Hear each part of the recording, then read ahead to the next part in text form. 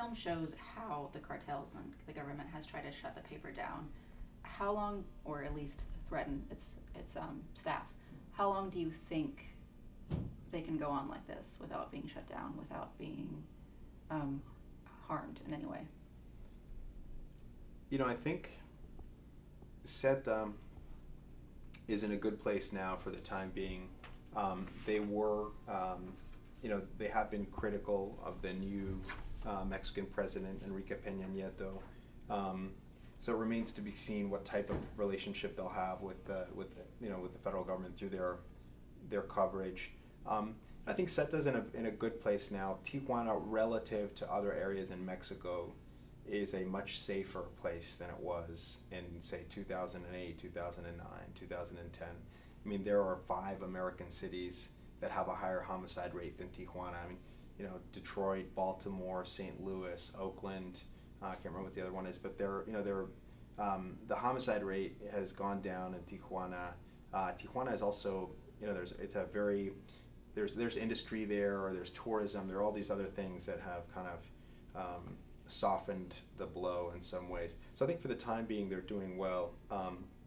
However, anytime that they touch on the third rail of looking at the kind of nexus of political corruption and organized crime, looking at how organized crime has infiltrated local government, the police, anything like that, whenever they touch on those issues, that's when the threats emerge. And that's that's what's resulted in the murders of journalists in SETA's history.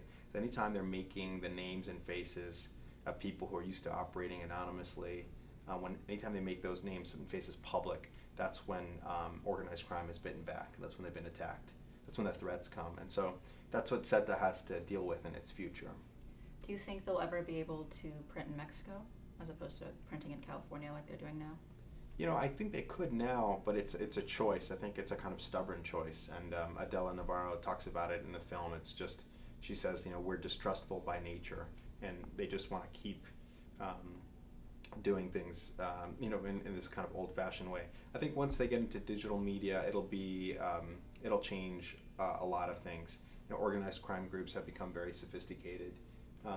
There have been murders of bloggers and even Twitter users in Mexico. So that's something that they'll be dealing with as well.